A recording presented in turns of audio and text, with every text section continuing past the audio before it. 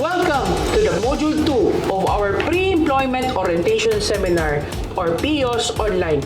Ito ay ibinahagi sa atin ng Department of Migrant Workers na kung saan requirement ito bago ka makapag-apply ng domestic welfare. Sa Module 2, pag-uusapan natin kung paano ba mag-apply bilang household service worker o tinatawag nating domestic worker. Kung mag-a-apply ka bilang isang service worker, ay dapat nasa edad ka na 24. Ang buwan ng sahod na dapat tatanggapin mo ay hindi bababa sa $400. Wala kang babayarang any placement fee. Kumuha ka at ipasa mo ang NC2 assessment ng Technical Education and Skills Development Authority o TESDA. Umattend ka rin ng Comprehensive Pre-Departure Orientation Seminar o CPDEP ng OWA kasama ang Language and Culture Orientation at Skills Management. Umattend ka rin ng Pre-Departure Orientation Seminar o tinatawag nating PDOS. Paano ba mag-apply? Simple lang. Para sa iyong proteksyon, mag-apply ka sa mga recruitment agency kung saan lisensyado ito ng Department of Migrant Workers at My Job Order.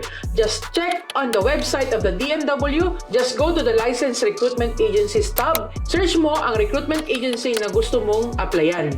Dito sa DMW website, makikita mo kung ang isang recruitment agency ay lisensyado. May importanteng malaman mo rin kung ang lisensya ng recruitment agency na ina-applyan mo ay may valid license, suspended, cancelled, at delisted. Tandaan, ang Department of Migrant Workers lamang ang nagbibigay ng lisensya sa mga recruitment agencies para sila ay legal na makapag-recruit at makapagpaalis ng mga overseas Filipino workers or OFW. Mahalaga ang papel ng recruitment agency sa tamang nagpapatupad ng iyong employment contract. Ano-ano ang mga dokumentong kailangan mong isubmit? Unang-una ay biodata, birth certificate mula sa PSA or NSO, valid passport, NBI clearance, TESDA o NC2, at iba pang mga certificates, 12 pieces, passport-sized pictures, marriage contract kung ikaw ay may asawa, certificate naman mula sa Office of the Muslim Affairs or NCMF or the National Commission for Muslim Filipinos kung ang aplikante ay isang Muslim. Ang mga dokumentong ito ay nagpapatunay ng iyong pagkatao at kakayahan. Mag-ingat, huwag ka dapat mag-submit ng mga peking dokumento. Maaari kang ma-disqualify sa pagpunta mo sa abroad kung sakaling mapatunayan na ikaw ay nagsumite ng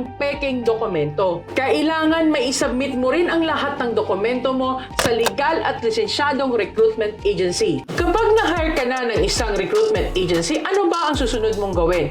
Una, pag-aralan at basahin ng mabuti ang kontrata bago ito permahan. Pangalawa, magpa-medical exam sa DOH accredited clinic. Tandaan, kung ikaw ay magbabayad ng iyong medical, maaari mong piliin ang DOH accredited clinic na gusto mo. Pangatlo, ipa-assess ang kakayahan mo sa TESDA upang makakuha ka ng NC2 certificate. Kung hindi sapat ang iyong kakayahan, pumasok ka sa training. Pang-apat, umattend ka ng PDOS accredited PDOS provider. Isubmit sa agency ang PDOS certificate. Pang-lima, hintayin na mag-issue ng Overseas Employment Certificate or OEC na lalakarin ng agency sa DMW. Ang OEC or Overseas Employment Certificate ay isa sa mga importanteng papeles para makapagtrabaho ka sa ibang bansa.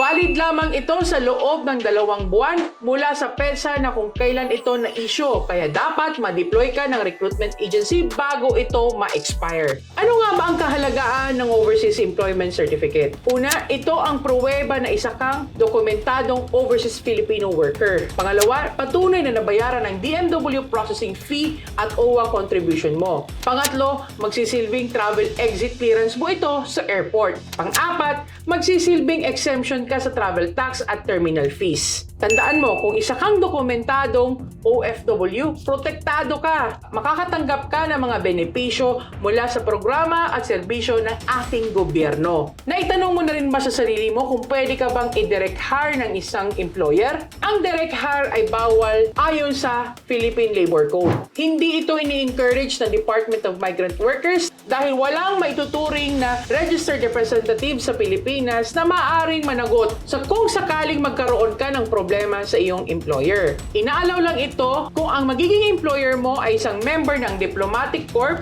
international organizations, government officials, ministerial level, at mga employers na nakatira sa mga bansang walang foreign placement agencies. Tandaan, bago ka pumirma ng iyong kontrata, mag-isip-isip ka muna. Kung ang sweldo mo ay 20,000, kaya magbabayad ka na lang ng placement fee na 20,000 din, mali ito dahil sa household service worker or domestic workers, wala po tayong babayarang placement fees. Ito ang siyam na tamang proseso ng overseas job application. Lagi mong tandaan na may siyam na tamang proseso sa overseas job application. Una, job search and application.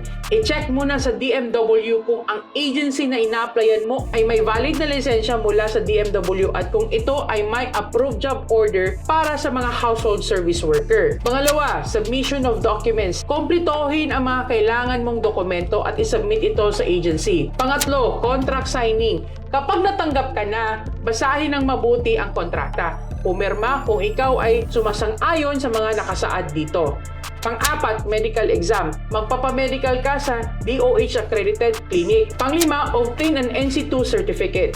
Magpa-assess ka kung may kakayahan ka sa TESDA upang makakuha ka ng NC2 certificate. Kung hindi naman sapat ang iyong kakayahan, ay kailangan dumaan ka muna sa training. Pang-anim, kailangan ay mag-apply ka ng working visa o working permit. Dala ang iyong mga dokumento, ipaproseso mo sa agency ng iyong ina-applyan ang iyong work visa sa embahada ng iyong host country na matatagpuan dito sa Pilipinas. Pang-pito, PDOS o Pre-Departure Orientation Seminar. Umattend ka sa PDOS ng OWA Accredited Center. Pangwalo, application for OEC. Ang agency mo din ang magpoproseso sa iyo ng Overseas Employment Certificate or OEC mula sa Department of Migrant Workers. Dito rin babayaran ang iyong OWA membership at pag-ibig contributions. At pangsyam, airline booking and flight confirmation. Gagawin din ito ng iyong agency. Sila mismo ang bibili ng iyong ticket papunta sa abroad.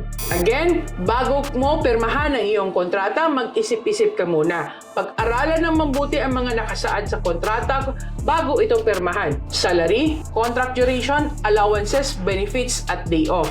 Ang Service Household Worker o HSW ay exempted sa pagbabayad ng placement fee.